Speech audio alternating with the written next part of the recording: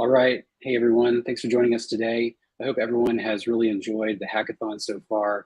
A lot of great entries and some really cool bounties that you can go after. I think some of these things are really going to spread some innovation into DeFi right now, and it can be really helpful to those protocols that are putting these out. But right now, today, we're going to talk about some really cool things that are happening in DeFi and kind of the realistic aspects of finance and the effect that might have in terms of risk. So let's get into it. So what is capital efficiency? How does that apply both in TradeFi and DeFi? And specifically, what does risk look like with capital efficiency in DeFi these days as we see it right now? So first off, what is capital efficiency? So fundamentally, capital efficiency is really just about using money wisely. It has to do with are you using the full potential of what that money truly represents at its base level? But that's a little vague at this point. So let's talk about a few ways in terms of what using money wisely in both business and investing really means.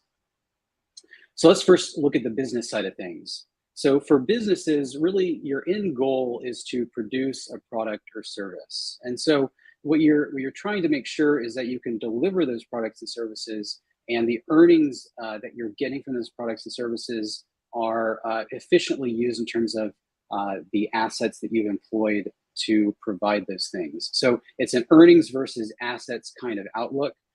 For most businesses, they're going to take this perspective.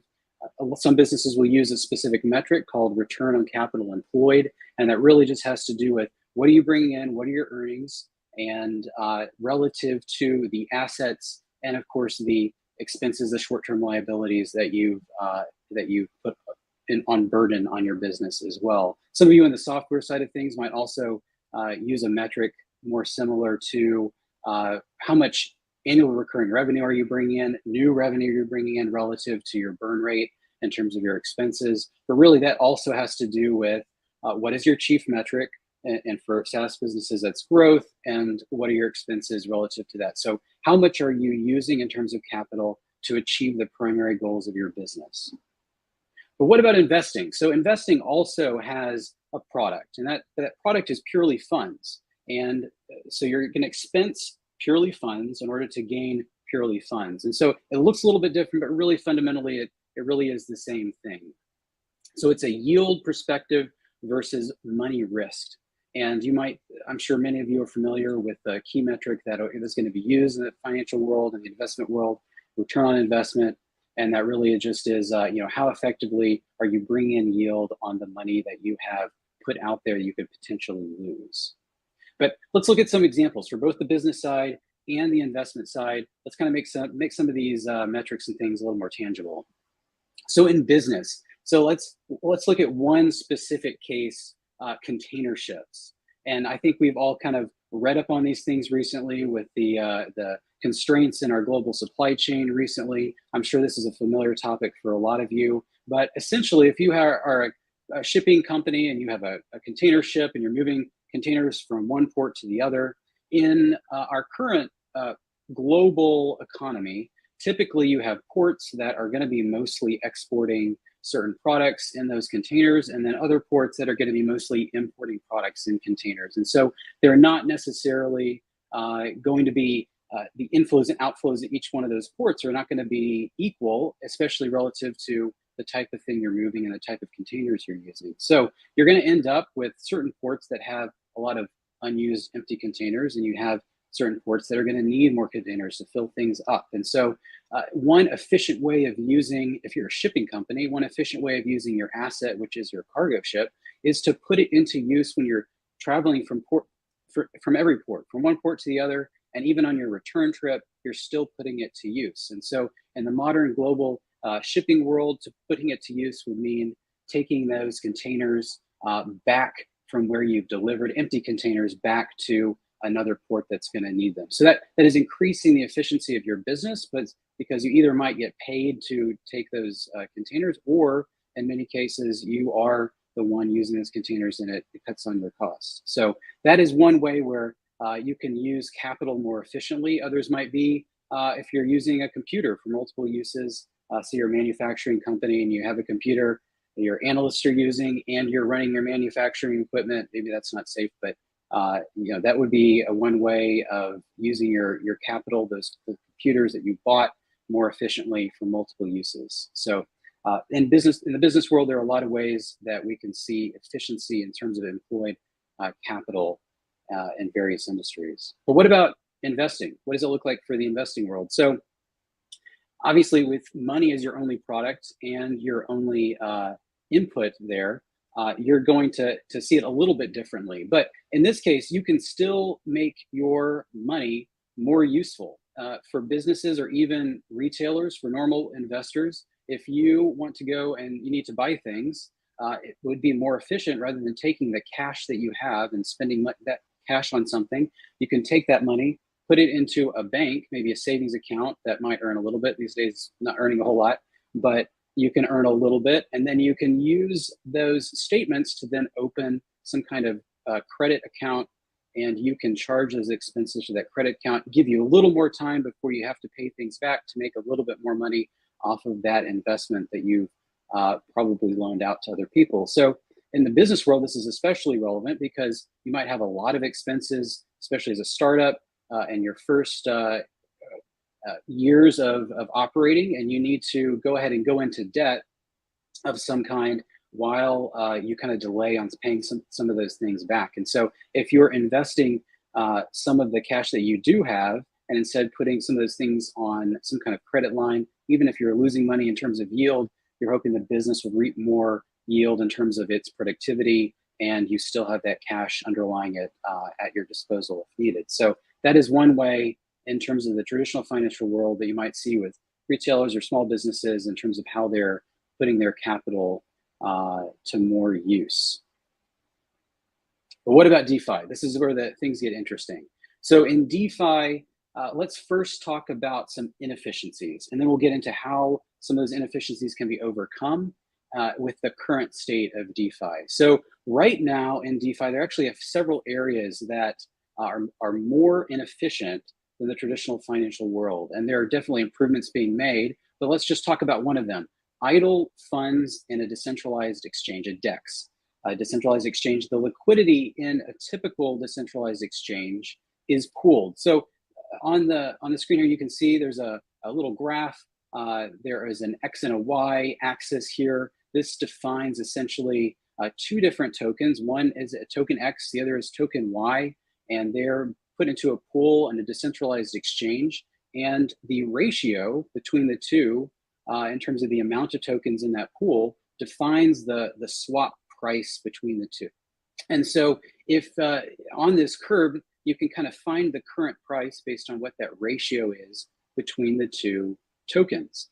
But the problem with this is that because all of these funds are pooled and defined in their price on this one line, even if the entire market agrees that these tokens should be valued roughly in the same area, whenever you make a swap, you're going to move the price along that line regardless.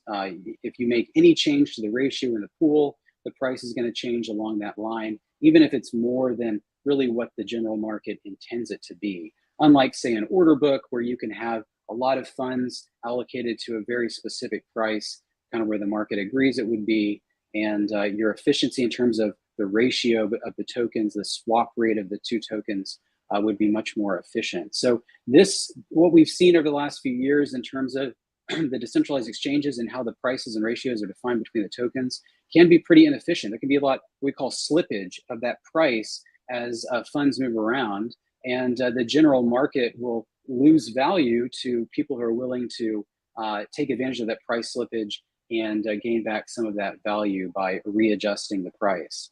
And so really the essential key thing here to keep the price from slipping is to put a lot of funds in, but that necessarily means that there are a lot more funds being allocated that are not really being put to use. So there's a lot of idle funds in the current decentralized exchanges. And again, there are a lot of innovations out there that are working on fixing these problems, but this is still the case in a lot of exchanges out there. So let's talk about how do we overcome some of these inefficiencies, whether they're things that are less efficient than the traditional financial world, or even if they already are more efficient than the traditional financial world, how do we make things even more efficient? Well, what we can do is we can tokenize the assets, tokenize the capital that we have invested, and we can then use those tokenized versions elsewhere in DeFi to then reap more yield off of the idle parts of that capital. So let's walk through some examples here of what that might actually look like in DeFi. So one of the cool things I think we're going to be seeing more of this year is something called liquid staking. So in proof of stake blockchains, you have a blockchain that is really only secure when you have a lot of the native tokens staked in validator nodes that are then processing the transactions and validating this current state of the blockchain to reach consensus. And only if enough of those tokens are being staked in that way can the blockchain really be secure. So you want to incentivize this behavior. Now, obviously, there is some natural incentive. If you've staked your tokens in a validator node, you're going to get some of the yield, some of the fee generated from transactions are going to be returned to you with your proportion. But often the yields on validator staking are just not high enough. So we're going to work through some very, very rough examples here. Let's say 5% you staked BNB in a validator node, and you're making about 5%. Let's just make it easy and say you've done $1 worth of staking here. So that if you're using a third-party service to do your validator staking, you're not doing it yourself, they're going to give you a derivative token, a token that's representative of your staking on the validator node. And if you're doing that with an entity that is large enough, that has provided enough derivative tokens out there into the market, then there's going to be a marketplace that forms around these, what we call liquid staking tokens. We call it liquid staking because you're creating some liquidity to something that would be locked up, those staked tokens. Now, those staked tokens, these derivative tokens, liquid staking tokens, are soft pegged to the underlying token. So they are obviously going to be representative of that. Now, in certain blockchains, Ethereum would be one. At this point, if you're staking on like ETH2, you're going to be waiting an indefinite period of time until, phase 1.5 or whatever, until we can unstake those. So there's a little bit difference of maybe the price variation of that soft peg aspect we're talking about than you might see on others. But say on Avalanche, you've got 30 days. You can unstake your tokens after you indicate you want to unstake, wait 30 days and they'll come back to you. Or on BNB Smart Chain, you can do that in 7 days. So, but even on BNB Smart Chain, with only 7 days you have to wait, there might be a little bit of price changes there. And so there's a little bit of risk added into your staking, and you're getting that derivative token. But of course, you're also getting yield. So that does overcome, in many cases, that risk concern. But what are you going to do? That liquid staking token you've gotten that represents that underlying stake, the value is not completely being utilized there. Just because you've staked there and you're providing value to secure the blockchain, there's a lot more things you can do with BNB, and liquid staking tokens allow you to do that. So we take that tokenized version of that underlying token, we're going to go do something with it. So there's a lot of people out there who either want to buy a liquid staking token without having to go to a validator and stake it, or they have staked their BNB in this case, and they want to get out of it sooner than the 7 days. And so there's demand that's created around those tokens in, say, a decentralized exchange. We need a way to swap between, in this case, BNB and the liquid staking version of BNB. And so you can put your tokens into a decentralized exchange. You can become a liquidity provider, and you get those LP tokens that represent your contribution as a liquidity provider. And that in and of itself is another tokenized representation of that underlying value that you have put in. And so now you're also getting yield off of the fee generation of the swaps that occur in the pool that you're in. But your value itself is, if soft peg, it's remained the same. So we still got $1 there. Now those LP tokens, as we talked about earlier, they're not going to be fully utilized in terms of what we're doing on the market and how we're employing our capital. They're not fully capital efficient. So let's take those LP tokens. Let's do something else with them to increase our efficiency. So one other thing that we can do something we've seen in the last year is the ability to take LP tokens and you can put them into a stablecoin minting protocol and you can mint stablecoins. A number of stablecoin protocols have allowed this with LP token collateralization.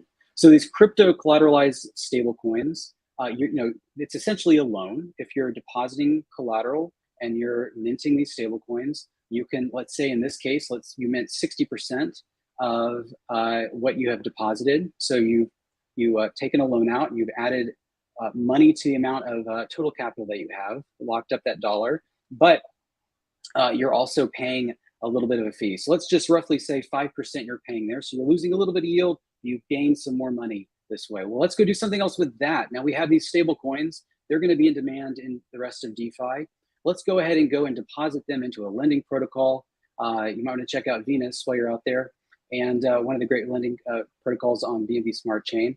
So you can go and deposit those stable coins that you've minted.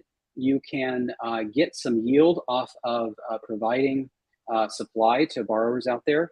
And if you want to, in fact, you could just go ahead and borrow yourself. So let's say that what you're borrowing allows you to borrow up to 60% on top of that. Now you're up to $2.56. Of course, you're going to be paying a little bit of interest on what you've borrowed, but you have leveraged up the amount of capital that you have available.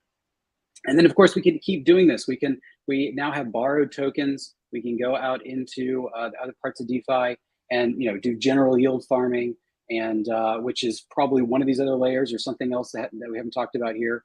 And you can get additional yield on top of that. You're squeezing out every bit of capital efficiency that you can possibly get in the rest of DeFi. And of course, all of these layers, you can do them in a lot of different orders. That's what a lot of these protocols out there have done. They've offered different types of services, different types of things that you can invest. And so this is kind of a loop that goes back and forth, and that's what a lot of yield farming does for you. But what does that mean? It sounds pretty crazy when we're leveraging up, we're wrapping these tokens, we've got all these layers. What does that really mean in terms of risk? So there's two key aspects of risk that can be dangerous. So risk themselves, in terms of the layers of that you've created, the first one, they can be hard to unravel. So sometimes certain activities that you're doing in DeFi might require a certain amount of time to get out of that position. And if you have an underlying position that needs to be covered because the prices have changed and you're kind of locked in at a higher level, then that can be very, very difficult to overcome if you don't have extra capital. So these layers can add risk because it's hard to unravel.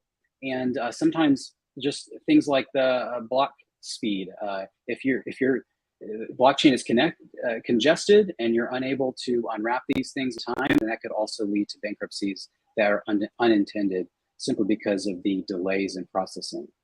The second, and this is the most important aspect of the risk that comes into play, is it's very hard to measure.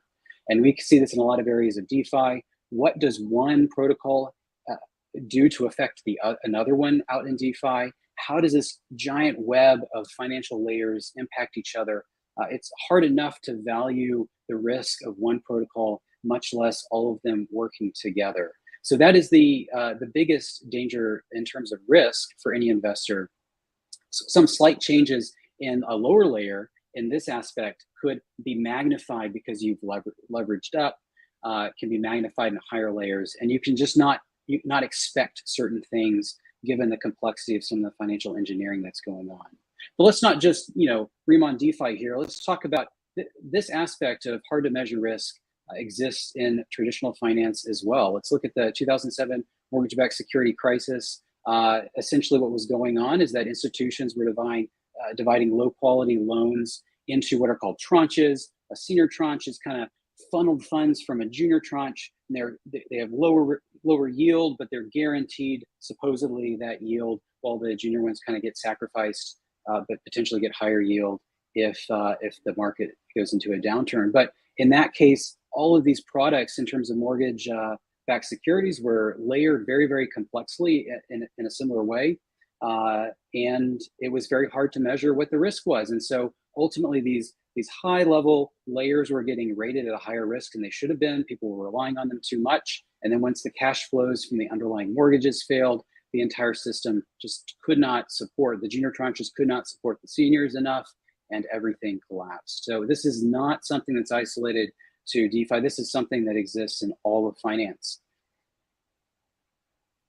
So DeFi, though, it is the future of finance, because the ways in which that we can innovate are so much faster and more transparent than traditional finance. We can create new ways of measuring risk, new ways of understanding the financial market, new ways of understanding financial engineering, when before it was very, very opaque. And on the blockchain, with the way that DeFi is working and where it's going, it increases that transparency and general financial innovation.